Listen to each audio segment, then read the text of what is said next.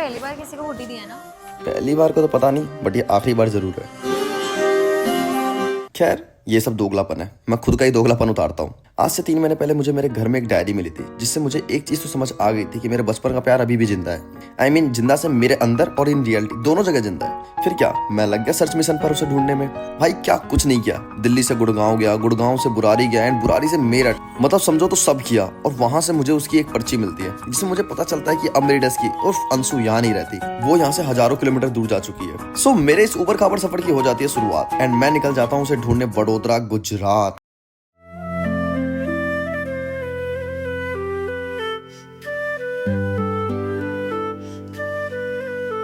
अब मैं गुजरात तो पहुंच गया था, बट उसे ढूंढना वाज लाइक एक घास के बड़े से मैदान में एक सुई को ढूंढना, बट जाको राको साइयां मार सके ना कोई।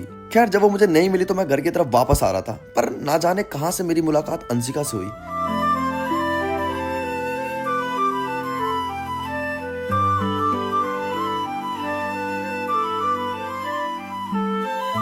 हाँ हाँ, समझ गया। तुम कहोगे कि इस कहानी का अरेंज मैरिज से क्या लेना देना। अरे सबर करो, धीरे धीरे ही कहानी समझ आएगी, तब तक तुम मेरे डेस्की के सारे एपिसोड्स देख लो। खैर, जब मुझे पता चल गया था कि अंशिका ही अंशु है, तो मैं उसे दोबारा मिलने गया था, और आगे क्या हुआ ये भी आपको बस कुछ ही दिनों में पता चल जाएगा। बट वहां से दोबारा आने के बाद मैं जिस डिप्रेशन के घेरे में गया था, मुझे वहां से निकालने के लिए मेरे घर वालों ने मुझे एक लड़की से मिलने के लिए भेज दिया। खैर, कह सकते हो मेरी मम्मी की बहू। मोटिव बड़ा सिंपल सा था कि मुझे मेरी मम्मी की बहू के साथ जाना है मसूरी, 2-4 दिन घूमना है, एक दूसरे को जानना है और वापस आ जाना। इजी ना? नहीं। खैर, इंसान के अंदर प्यार का दिया अमर जवान ज्योति की तरह होता है, नेवर एंडिंग। और मेरे दिल में प्यार कहीं ना कहीं अंशु के लिए भी नेवर एंडिंग था। इसलिए मैंने मेरी मम्मी की इमेजिनरी बहू को सारी कहानी कॉल पर बता दिया कि ऐसे ऐसा हुआ मेरे साथ एंड मैं तुम्हारे साथ नहीं आ सकता। खैर देखो, वो तो नहीं आई, पर मेरी मुलाकात इन मोहतरमा से हो गई, जिन्होंने बिना मुझे जाने पहचाने ना जाने क्यों मेरी जिंदगी में इतना इंटरेस्ट लिया, मुझे आज तक समझ नहीं आया। पहले तो इन्होंने मेरा दिमाग बस में खाया, और जब मैंने इनसे पीछा छुड़वाने के लिए बस को छोड़ दिया, तो अब ये रात के 12 बजे अपना सामान खोकर मेरा पीछा करते हुए चंडीगढ़ के बस स्टैंड पर आ चुकी है। अरे मैडम, चाहते क्या हो? टुकड़ों में क्यों मार रही हो? एक ही बार में निपटा दो ना। खैर, कहानी की शुरुआत करते हैं और इंट्रो को थोड़ा सा स्किप करते हैं।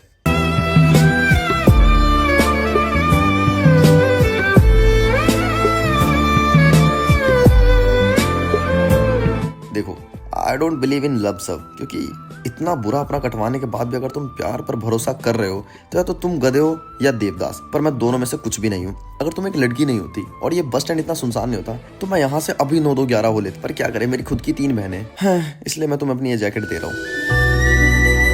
लो, पहले ये पहनो। और ये पहनो, चुपचाप खिसक लो, मुड़कर मत देखना। ओह, तुम्हें क्या लग रहा है तुम्हारी जैकेट लेने के लिए मैंने अपनी बस छोड़ी है? अब तो तुम मेरे साथ ही जाओगे जहाँ भी जाओगे। एंड वैसे एक बात बताओ, ये जो तुमने जैकेट पहन रखी है वो नहीं दे सकते थे क्या? या जरूरी है इतना अनरोमांटिक बनना? तुमने पहली बार किसी को हुडी दिया ना? ना मैंने किसी को हुडी दी है, और ना ही मैं इस सौ करोड़ दिखावे वाले प्यार पर भरोसा करता हूँ। एंड वैसे भी मैं तुम्हें कुछ भी क्यों दूं, लड़की हो इसलिए दे भी दिया, नहीं तो। मैं होली नहीं बांटता फिरता। अरे मतलब लड़के यूजुअली अपनी पहनी हुई हुडी देते हैं, बट तुमने बैग से निकाल के दिया। अब ये पक्का मुझसे शर्त लगवा लो, इतना खड़ूस जवाब देगा कि मन तो करेगा इसका खोपड़ा ही फोड़ दूं। तुम क्या मेरी गर्लफ्रेंड हो? As expected. कोई ना, जाओ, बच्चा समझ के छोड़ दिया। अरे देवा, क्या है ये? मतलब तुम पैदा हुई थी या घर वाले कंप्यूटर से डाउनलोड कर लेकर आए थे?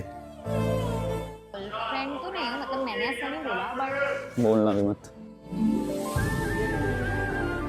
अब मेरा ये प्यार मोहब्बत से भरोसा उठ गया है। प्यार मोहब्बत छोड़ो, मैंने रहना है कवारा, जिंदगी जीनी है बस, ना साला किसी के आने का गम और ना किसी के जाने का। #मनचाही लाइफ। अरे यार मूड मत हो।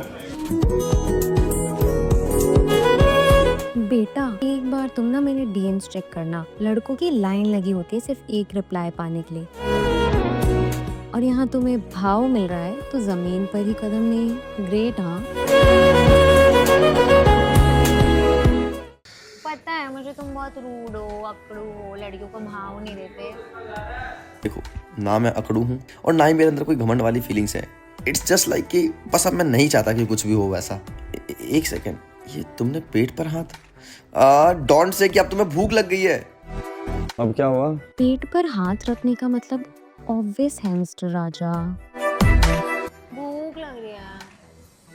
खैर सच कहूँ मुझे कोई इतनी भूख नहीं है, वो बस कॉन्वो इतनी बोरिंग हो रही थी तो सोचा थोड़ा परेशान कर लूँ।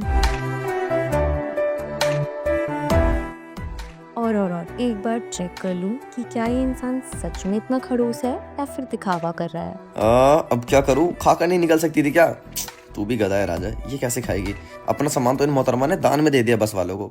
यार ये सारी मुसीबत मेरे पहले पड़ती है, यहीं रुको, मैं आता हूँ कुछ लेकर। बैठो मैडम, अभी तक सर में दर्द दे रही थी ना, अब जेब में भी दर्द दोगे तुम।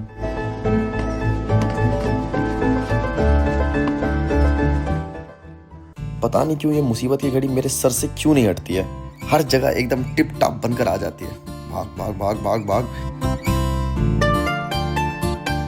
ऐसे क्या लूँ इसके लिए? हाँ पेटीज, यही उठा लेता हूँ, सस्ता भी है यार, पैसे बचेंगे। एक पेटीज देना।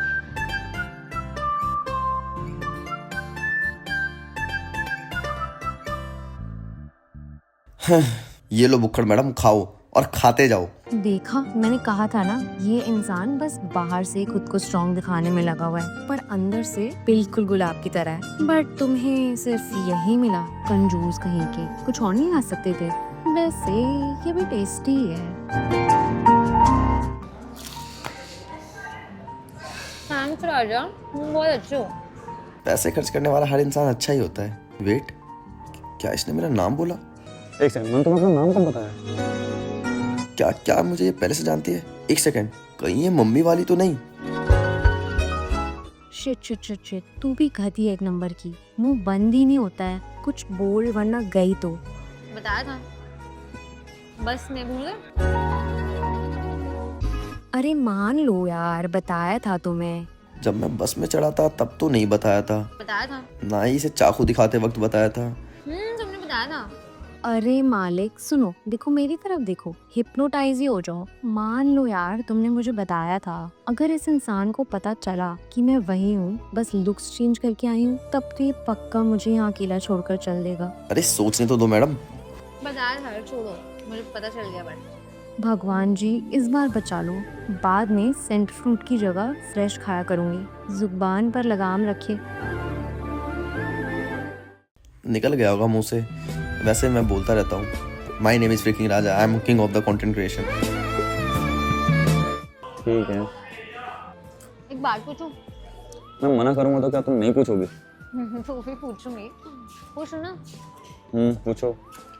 आई feel like you are broken from inside. मतलब तो अगर तुम्हें कुछ शेयर करना है तो तुम कर सकते हो। तुम अंशु के 5% टाइप के भी नहीं हो। क्या करोगी जानकर? वैसे भी उसका कोई लॉजिक नहीं है, अब जो बीत गया वो बीत गया। मुझे कुछ शेयर नहीं करना। अरे बुद्धू, अगर तुम बताओगी नहीं तो दिल हल्का कैसे होगा आपका? बातें बताने से दिल हल्का होता है यार।